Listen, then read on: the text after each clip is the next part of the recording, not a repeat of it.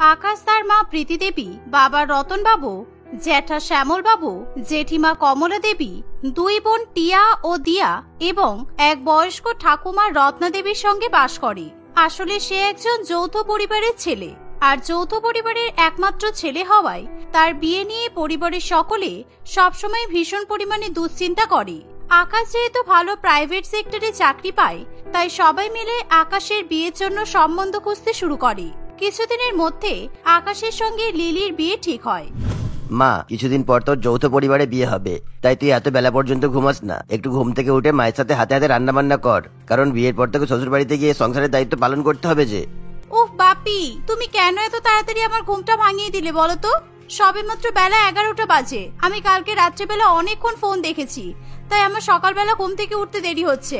আর যৌথ পরিবারে বিয়ে হচ্ছে বলে আমি একা হাতে সংসার সামলাবো সেটা কিন্তু নয়। তাহলে তোর হয়ে তোর সংসার কে সামলাবে শুনি? তোর শাশুড়ি মা আছে, জেঠি শাশুড়ি মা আছে, দুটো ননদ আছে, আর তার সাথে একজন বয়স্ক বৃদ্ধ মহিলাও আছে। সবার দায়িত্ব কিন্তু তোকেই নিতে হবে। উফ, তুমি একদম মায়ের মতো করে আমাকে কথা শোনাচ্ছ দেখছি। ঠিক আছে, তুমি যাও, আমি এক্ষুনি উঠে ফ্রেশ হয়ে মায়ের কাছে যাচ্ছি, তারপর রান্না বান্না শিখবো। মেয়ের কথা শুনে চম্পক বাবু খুবই খুশি হয়।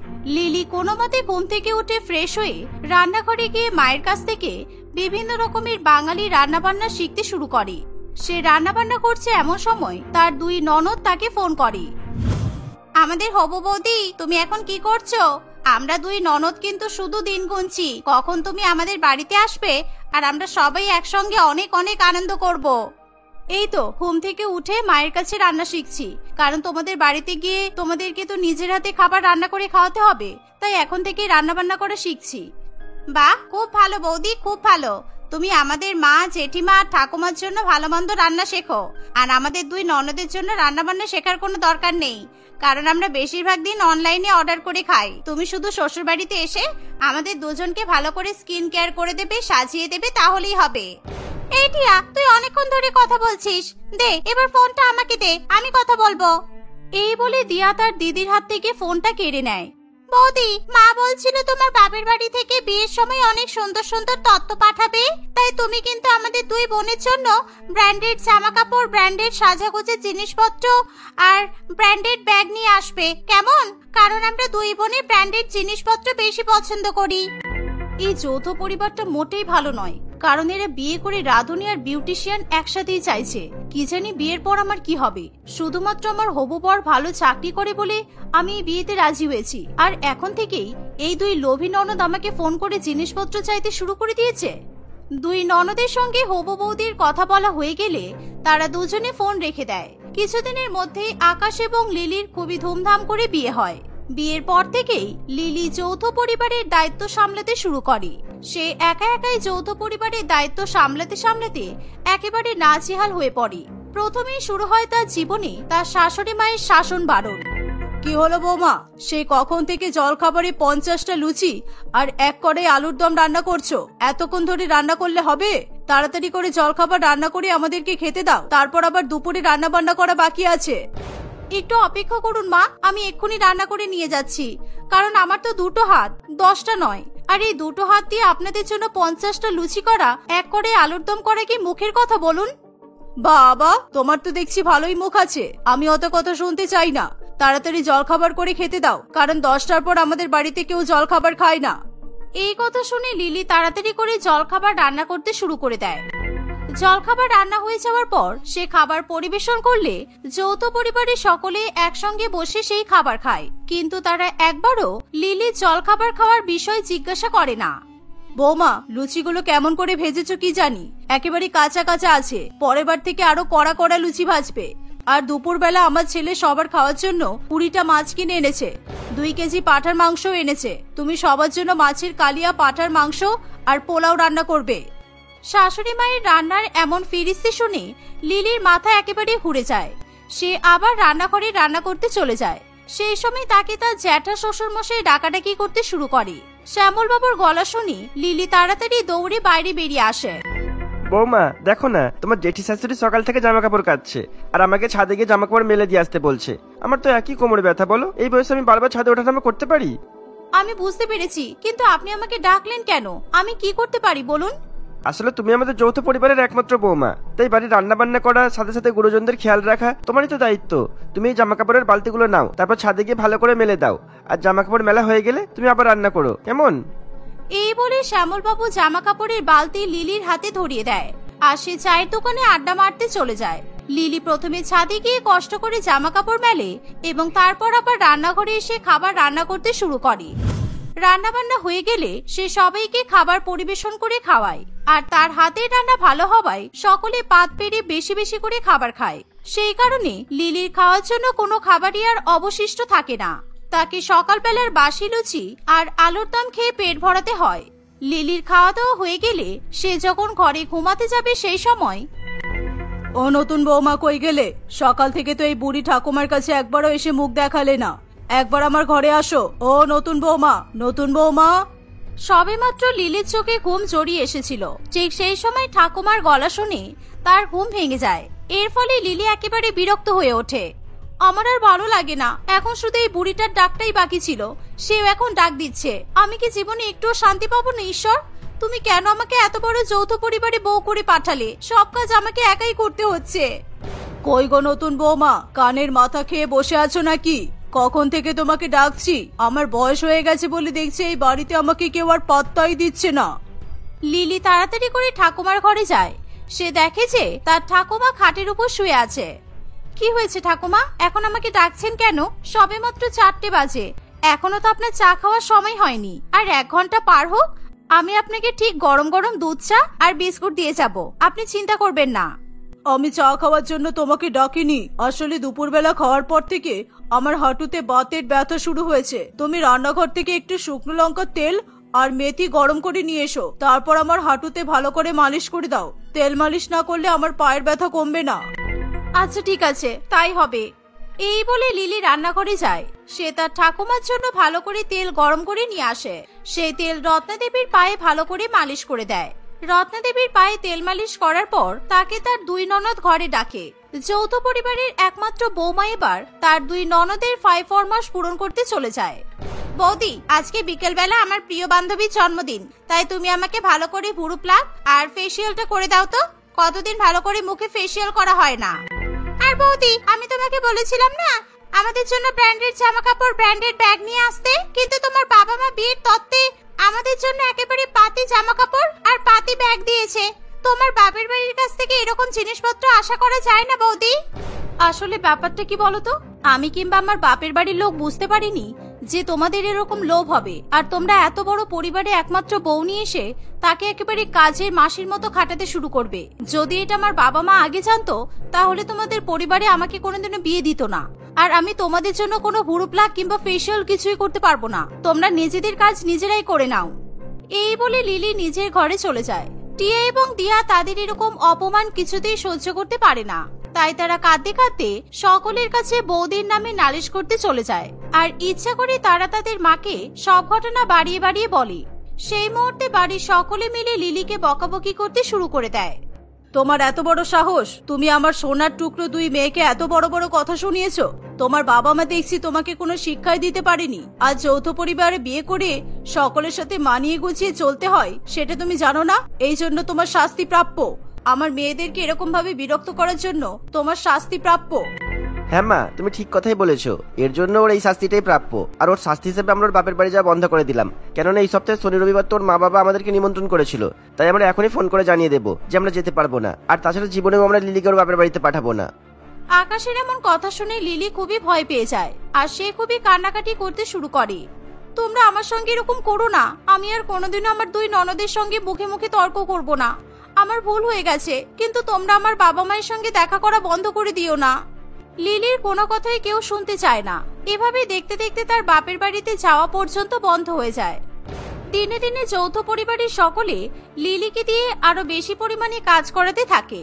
এর ফলে লিলি দিনে দিনে ভীষণ পরিমাণে রোগা হয়ে যায়। একদিন লিলি সকলের জন্য গরম গরম সিমুই পায়েস আর লাড্ডু তৈরি করে। তারা সবাই মিলে লিলির হাতের খাবার খাচ্ছে। সেই সময় আমার ভীষণ শরীর খারাপ লাগছে আর পেটে ব্যথাও করছে, তার সাথে গলাটাও কেমন যেন ব্যথা ব্যথা করছে। কিছুতেই আমি বসে থাকতে পারছি না, আমার গলাটা কেমন যেন ভীষণ ব্যথা করছে। এই বলতে বলতে প্রীতি দেবী ভীষণ পরিমাণে রক্ত বমি করতে শুরু করে। সেই দেখে সবাই মিলে প্রচন্ড পরিমাণে ভয় পেয়ে যায় আর সকলে মিলে তাকে নার্সিং হোমে নিয়ে যায়। এই ঘটনার ফলে সকলেই লিলির খাবারের উপর দোষ চাপাতে শুরু করে। ডাক্তারবাবু প্রীতি দেবীর চিকিৎসা করে বলে, কোনো খাবার খাওয়ার ফলে ওনার শরীরে কোনো রোগ হয়নি, আসলে উনি টিবিতে আক্রান্ত আর এই রোগ ভীষণ পরিমাণে ছোঁয়াছে, তাই ওনাকে ভালো করে সেবা করতে হবে যাতে উনি তাড়াতাড়ি সুস্থ হয়ে ওঠেন। ওরে বাবারে, মা তাহলে টিবিতে আক্রান্ত হয়েছে?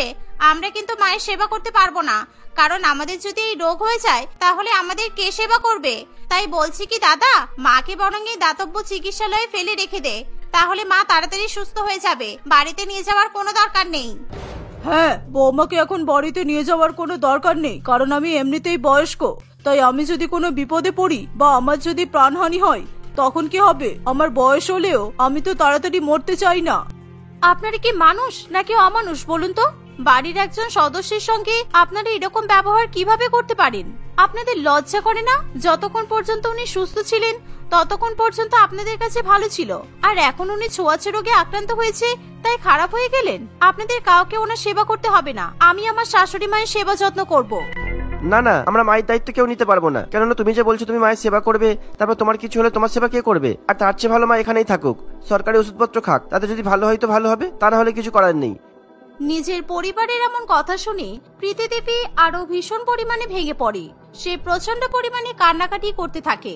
সে ভাবতেই পারে না যে তার পেটের সন্তানরা এরকম ধরনের কথা বলতে পারে, কিন্তু তার বৌমার এত ভালো ব্যবহার দেখে চোখে জল চলে আসে। কিন্তু অত বড় পরিবারের একমাত্র বৌমা কারোরই কোনো কথা শুনতে চায় না। সে ডাক্তারের কাছ থেকে বন্ডে সই করিয়ে নিজের দায়িত্বে শাশুড়ি মাকে বাড়িতে নিয়ে আসে। সে মুখে রুমাল চাপা দিয়ে এবং হাতে গ্লাভস পরে তার শাশুড়ি মায়ের সেবা যত্ন করে। এভাবেই ধীরে ধীরে তার শাশুড়ি মা পুরোপুরি সুস্থ হয়ে ওঠে। সুস্থ হয়ে ওঠার পর প্রীতি দেবী নিজের ভুল বুঝতে পারে। বৌমা, আমি আর কখনো তোমার সঙ্গে খারাপ ব্যবহার করব না, আর এই পরিবারে তোমার সঙ্গে যে যে খারাপ ব্যবহার করবে আর তোমাকে দিয়ে বেশি বেশি কাজ করাবে আমি তাদেরকেও শাস্তি দেব, কারণ আমি বুঝে গেছি কারা আমার আপন আর কারা আমার পর। প্রীতি দেবীর মুখে এমন কথা শুনে সকলে চুপ করে যায়। তার পরিবারের সকলেই বাজে ব্যবহার করার জন্য প্রীতি দেবীর কাছে ক্ষমা চায়। তারপর থেকে লিলিও তার পরিবারের সকলের কাছ থেকে যোগ্য মর্যাদা এবং ভালোবাসা পায়। এভাবেই লিলি যৌথ পরিবারে সকলের সঙ্গে বানিয়ে গুছিয়ে হাসি খুশি বসবাস করতে থাকে।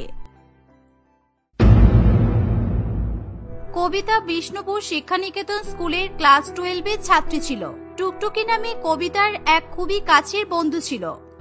কবিতা পড়াশোনাতে খুব একটা ভালো ছিল না। তাদের স্কুলে রোহিত নামেরও একটি ছেলে পড়তো। রোহিত পড়াশোনাতে খুবই ভালো ছিল, আর সেই সাথে রোহিত খুবই নম্র ভদ্র একটি ছেলে ছিল। একদিন রোহিত দেখে তাদের ক্লাসে রাজা নামের একটি ছেলে টিফিন নিয়ে আসেনি।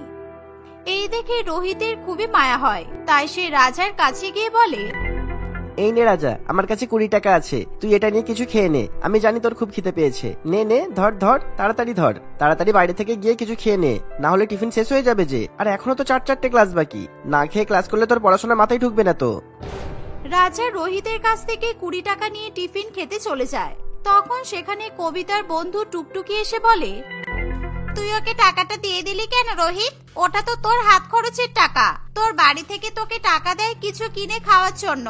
তারপরও আমি প্রায় সময় দেখি তুই তোর টাকাটা কাউকে না কাউকে দিয়েই দিস। হ্যাঁ, বাড়ি থেকে আমাকে টাকাটা কিছু কিনে খাওয়ার জন্য দেয়, কিন্তু আমাকে তো আবার বাড়ি থেকে টিফিনও দেয়। আবার বাড়ি থেকে সকালবেলা ভাত খেয়ে আসি, আমার পেট তো সবসময় ভর্তি থাকে, তাই আমার কিছু না খেলেও চলবে। কিন্তু রাজার পরিবারের অবস্থা খুব খারাপ, খুব কষ্ট করে ছেলেটা পড়াশোনা করে, আর সেই জন্যই আমি ওকে চেষ্টা করি একটু হেল্প করার জন্য। দূর থেকে দাঁড়িয়ে কবিতা একভাবে রোহিতকে লক্ষ্য করতে থাকে। অপরকে সাহায্য করার রোহিতের মধ্যে যে বৈশিষ্ট্য ছিল, এটাই কবিতাকে সবচেয়ে বেশি আকৃষ্ট করত। তাই সে রোহিতকে মনে মনে খুবই পছন্দ করত, কিন্তু সে রোহিতের সঙ্গে কখনোই কথা বলার মতো সাহস পেত না। এরকম ভাবেই সময় কাটতে থাকে। একদিন সকালবেলা ঘুম থেকে উঠে কবিতা দেখে তার বৌদি এবং মা দুজনেই খুবই ব্যতিব্যস্ত হয়ে কোনো কিছুর একটা আয়োজন করছে। মা, চলুন তাড়াতাড়ি বাজারে যাই, বাজার থেকে অনেক কিছু কিনে আনতে হবে, আর অবশ্যই বেশি করে ফল কিনে আনতে হবে। হ্যাঁ চলো, এখন বাজারটা করে নি, সন্ধ্যাবেলা তো আবার শপিং করতে বেরোতে হবে। সুন্দর দেখে দুজনের জন্য শাড়ি আর সাজগোজের জিনিসও তো কিনতে হবে। আর তোমার কি কি লাগবে তুমি কিন্তু লিস্ট করে রাখো, না হলে আবার ভুলে যাবে। কবিতা তার বৌদি এবং মায়ের কোনো কথাই বুঝতে পারে না। মা, বৌদি, তোমরা কিসের কথা বলছো? কিসের কেনাকাটা? তোমরা কি কোথাও যাবে নাকি? নতুন শাড়ি কিনবে বলছে। আর বৌদি, তুমি আবার বেশি করে ফল কেনার কথা বলছো। আমাদের বাড়িতে কি কেউ আসবে নাকি? আরে না গো, কালকে আমি আর মা উপোস করব। বছরের এই বিশেষ দিনটাতে বিবাহিত মহিলারা নিজেদের স্বামীদের জন্য উপোস করে, যাতে তাদের স্বামীদের আয়ু দীর্ঘ হয়। আমি আর মা কখনো এই উপোসটা করিনি, কিন্তু এবার আমি আর মা ঠিক করেছি আমরাও উপোস করব। সেই জন্যই তো এত আয়োজন। এই কথা শুনে কবিতা খুবই অবাক হয়। তার মনে নানান রকমের প্রশ্ন জাগে। ও আচ্ছা, আমি তো এরকম উপোসের ব্যাপারে কখনো শুনিনি। আচ্ছা বৌদি, তোমরা কি কালকে সারাদিন না খেয়ে থাকবে? আর তোমরা কখন খাবার খাবে? ভোরবেলা থেকে একেবারে না খেয়ে থাকতে হবে, আর রাত্রিবেলা চাঁদ ওঠার জন্য অপেক্ষা করতে হয়। সন্ধ্যাবেলা থেকেই সমস্ত মহিলারা নিজেদের স্বামীদের জন্য সুন্দর সুন্দর পোশাক আশাক পরে সুন্দর করে সেজে থাকে। তারপর চাঁদ উঠে গেলে চাঁদ দেখার পর স্বামীর হাতে জল খেয়ে উপোস ভঙ্গ করতে হয়। বুঝেছো? তুমি এখন এসব বুঝবে না, ছাড়ো। এইসব শুনে কবিতার মাথায় এক অদ্ভুত বুদ্ধি আসে। সে তার বন্ধু টুকটুকির সঙ্গে সেই ব্যাপারে আলোচনা করার জন্য তাড়াতাড়ি তৈরি হয়ে স্কুলে চলে যায়। এই জানিস, কালকে আমার বৌদি আর আমার মা উপোস করবে। তুই তো নিশ্চয়ই এই উপোসটার ব্যাপারে জানিস। আমি যদিও প্রথমবার জেনেছি নিজের স্বামীর দীর্ঘ আয়ুর জন্য এই উপোসটা করতে হয়। আমি ঠিক করেছি আমিও এই উপোসটা করব। কবিতার কথা শুনে টুকটুকি ভীষণ পরিমাণে অবাক হয়। তুই উপোসটা করবি কেন রে? তুই কি পাগল হয়ে গেছিস? বিবাহিত মহিলারা তাদের স্বামীর জন্য এই উপোসটা করে। তোর বিয়ে হলো কবে? আর তোর স্বামী কোথায় যে তুই উপোস করবি বলছিস? তুই কার জন্য উপোস করবি বলতো? আসলে আমি যার জন্য উপোস করব সে তো নিজেই জানে না। আসলে টুকটুকি, আমি না রোহিতকে খুব পছন্দ করি। রোহিত খুবই ভালো ছেলে, আমার ওকে খুব ভালো লাগে। আর আমি ওর দীর্ঘ আয়ের জন্য উপোস করব। ও মা, এই কথাটা তুই আমাকে আজকে বলছিস? তুই তো তোর মনের কথা রোহিতকে বলে দিতে পারিস। আর তুই ওর জন্য উপোস করবি সেটা তোর আগে জানা দরকার। দাঁড়া, আমি এখনই রোহিতকে বলছি। এই না না, প্লিজ টুকটুকি, এরকম করিস না। রোহিত খুবই ভালো ছেলে, ও পড়াশোনায় কত ভালো। আর আমি কোন রকমের টেনে টুনে পাশ করি। আমার মতো মেয়ে ওকে পছন্দ করে শুনলে ও তো কখনোই আমাকে অ্যাকসেপ্ট করবে না। তাছাড়া ওকে জানানোর কি প্রয়োজন? আচ্ছা, এবার আমাকে কি করতে হবে তুই বল। আমি বুঝে গেছি তুই উপোসটা করতে চাইছিস। আমি তো উপোস করলে কোনো জলখাবার কিছুই খেতে পারবো না। কালকে আবার আমাদের ছুটির দিন। আমি যে স্কুলে এসে না খেয়ে থাকবো সেটারও উপায় নেই। আর বাড়িতে থাকলে আমাকে তো খাবার খেতেই হবে, তা না হলে মা আর বৌদি বুঝে যাবে যে আমি উপোস করছি। শোন, আমার কাছে একটা প্ল্যান আছে। কবিতা খুব ভালো মতো করে টুকটুকিকে তার প্ল্যানের কথা বলে দেয়। বুঝেছি, তুই চালাকি করে কালকে আমার হোস্টেলে আসবি, তাই তো? আর তারপর তুই কালকে সারাদিন আমার হোস্টেলে থাকবি। আর আমার হোস্টেলে তুই না খেয়ে থাকলেও তোর বাড়ির কেউ কিছু জানতেও পারবে না। তুই তো দারুণ চালাক কবিতা। আচ্ছা শোন, আমিও আমার মা আর বৌদির মতো নতুন শাড়ি পরবো, তাও আবার লাল রঙের। আর তার সাথে ম্যাচিং জুয়েলারি তো কিনতেই হবে। আমাকে কিন্তু তুই খুব সুন্দর করে সাজিয়ে দিবি। তবে এগুলোর জন্য তো টাকারও দরকার। আমি দেখছি কি করা যায়। স্কুল থেকে বাড়িতে এসে কবিতা তার মায়ের কাছে ৩,০০০ টাকা চায় কিছু বইপত্র কিনবে বলে। সেই টাকা নিয়ে বই কেনার জন্য কবিতা বাড়ি থেকে বেরিয়ে পড়ে। কবিতা টুকটুকিকে নিয়ে শপিং করতে চলে যায়। টুকটুকি কবিতার জন্য খুবই সুন্দর একটি লাল শাড়ি এবং মেকআপ করার জন্য আরো কিছু প্রয়োজনীয় জিনিস পছন্দ করে দেয়। টুকটুকি, এগুলো তুই তোর সঙ্গে নিয়ে যা, তোর কাছে রেখে দে। কালকে তো আমি তোর হোস্টেলেই থাকবো, ঠিক আছে? এগুলো নিয়ে যা, কালকে ওখানে গিয়ে তাহলে এগুলো পরবো। আর হ্যাঁ, কালকে সকাল ৮টার সময় তোকে কি করতে হবে মনে আছে তো? একদম মিস করিস না কিন্তু। কবিতা তার প্ল্যানের কথা আরো একবার টুকটুকিকে স্মরণ করিয়ে দিয়ে বাড়ি চলে যায়। বাড়িতে এসেই কবিতা তার বৌদি এবং মায়ের উপর লক্ষ্য রাখতে শুরু করে, কারণ উপোস করার জন্য আর কি কি করতে হবে সেগুলো জানার জন্য। মা, ভোরবেলা উঠে আমরা যে খাবারগুলো খাবো সেগুলো ফ্রিজে রেখে দিয়েছি। রাতে রান্না হয়ে গেছে, আর রান্নার কোনো ঝামেলা নেই। ভোরবেলা উঠে শুধু খাবারগুলো গরম করে নিলেই হবে। আর কবিতা, তুমি সকালবেলা তোমার দাদা আর বাবাকে ব্রেকফাস্টটা বানিয়ে দিও তো। ও, তার মানে উপোস করার জন্য ভোরবেলা উঠে খাবার খেতে হয়। কিন্তু আমি ভোরবেলা উঠে কিভাবে খাবার খাবো? কিছু একটা আমাকে করতে হবে। আইডিয়া! আমি এখন রাতের খাবার না খেয়ে ঘুমিয়ে পড়ি, আর ভোরবেলা যখন বৌদি আর মা ঘুম থেকে উঠে খাবার খাবে তখন বলবো আমারও খিদে পেয়েছে, তাই আমিও খাবার খাবো। এই বলে কবিতা নিজের ঘরে গিয়ে ঘুমিয়ে পড়ে।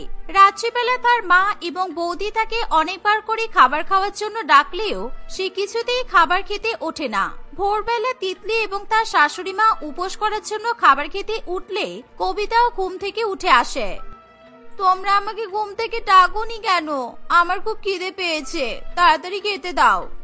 এতবার করে তোকে ঘুম থেকে ডাকা হলো আর তুই বলছিস তোকে ডাকিনি? এখন আর রাত নেই, ভোর হয়ে গেছে, আমরা তো উপোস করব বলে খেতে উঠেছি। ঠিক আছে মা, থাক না, আমাদের সাথে খেয়ে নিক, অসুবিধা নেই। কবিতা, চোখটা খুলে দেখো আর খেয়ে নাও ভালো করে। কবিতা পেট ভরে খাবার খেয়ে আবার ঘুমাতে চলে যায়। পরের দিন সকালবেলা ঘুম থেকে উঠে কবিতা ব্রেকফাস্ট তৈরি করে তার বাবা এবং দাদাকে খেতে দিয়ে দেয়। কি হলো, তোর খাবার কোথায়? তোর মা আর বৌদি না হয় উপোস করেছে বলে কিছু খাবে না, কিন্তু তোর খাবার নিয়ে আসিসনি কেন? তুইও কি আবার উপোস করেছিস নাকি? না না, আমি উপোস করব কেন? ওই তো আমার খাবার রান্নাঘরেই আছে, আমি আনছি, তোমরা খাও খাও। এই বলে কবিতা রান্নাঘর থেকে তার জন্য খাবার নিয়ে আসে। খাবার নিয়ে এসে কবিতা টেবিলে বসে পড়ে, কিন্তু সে কিছুতেই খাবার মুখে নিতে চায় না। এই টুকটুকির বাচ্চা এখনো ফোন করছে না কেন? এবার কি হবে? বারবার করে বলেছিলাম আমি মিস কল দিলে ফোন করবি, এখন কি হবে? আমাকে তাহলে খাবার খেয়ে উপোস ভঙ্গ করে দিতে হবে। এই তো টুকটুকি ফোন করছে। কবিতার ফোন বেজে ওঠে এবং সে খুব জোরে জোরে টুকটুকির সঙ্গে ফোনে কথা বলতে শুরু করে। হ্যাঁ টুকটুকি বল, কি তোর শরীর খারাপ? এ বাবা, তোর প্রচন্ড শরীর খারাপ? ইস, তুই তো আবার হোস্টেলে একাই থাকিস, তোর দেখাশোনা করার মতো তো কেউ নেই। তুই চিন্তা করিস না, আজকে তো স্কুল ছুটি আছে, আমি তোর কাছে চলে আসছি, তাহলে আমি তোর ভালো মতো খেয়াল রাখতে পারবো। এই বলে কবিতা ফোনটা রেখে দেয়। বাবা, আমার বন্ধু টুকটুকির খুব শরীর খারাপ, আমি ওর হোস্টেলে যাচ্ছি। মেয়েটা একা একা থাকে তো, ওর খেয়াল রাখার মতো কেউ নেই। ঠিক আছে যা, তবে যাওয়ার আগে খাবারটা শেষ করে যা। না বাবা, আমি খাবারটা টিফিনে ভরে নিচ্ছি, আমি আর টুকটুকি দুজনে একসঙ্গে খেয়ে নেব। তুমি মাকে আর বৌদিকে একবার বলে দিও, ঠিক আছে? এই বলে কবিতা খাবারগুলো টিফিনে ভরে টুকটুকির হোস্টেলে চলে যায়। থ্যাংক ইউ আমাকে হেল্প করার জন্য। এই নে, এতে খাবার আছে, তুই খেয়ে নে। তোর কাছে চলে এসেছি, এবার আর আমার কোনো চিন্তা নেই, এবার আমি খুব ভালো মতোই উপোস করতে পারবো। এই শোন না, বিকেল বেলার দিকে আমি আর তুই পার্লারে যাব। আমি ভাবছি এটা তো আমার প্রথম উপোস, তাই আমি পার্লার থেকে মেকআপ করব। লাল শাড়ি পরে, গহনা পরে পার্লার থেকে মেকআপ করলে দারুণ লাগবে। ওরে বাবারে, তুই এমন করছিস যেন তুই সত্যি সত্যি বিবাহিত হয়ে গেছিস। ঠিক আছে, সন্ধ্যাবেলা তাহলে পার্লারে যাওয়া হবে। সন্ধ্যাবেলা থেকে কবিতা এবং টুকটুকি পার্লারে চলে যায়। পার্লার থেকে কবিতাকে খুব সুন্দরভাবে সাজিয়ে দেওয়া হয়। কিন্তু তারা যখন পার্লার থেকে বেরিয়ে যাচ্ছিল, তখনই কবিতার বৌদি তিতলি এবং তার মা তাদেরকে দেখতে পায়। আসলে তিতলি তার শাশুড়ি মায়ের সঙ্গে ফেসিয়াল করবে বলে পার্লারে গিয়েছিল, আর অদ্ভুতভাবে কবিতাকে একেবারে নতুন বউয়ের সাজে তারা দেখতে পায়। তাদের আর কিছুই বুঝতে বাকি থাকে না। বুঝলেন তো মা, আপনার মেয়ে বড় হয়ে গেছে, এবার আপনার মেয়ের বিয়ে দিতে হবে মনে হচ্ছে।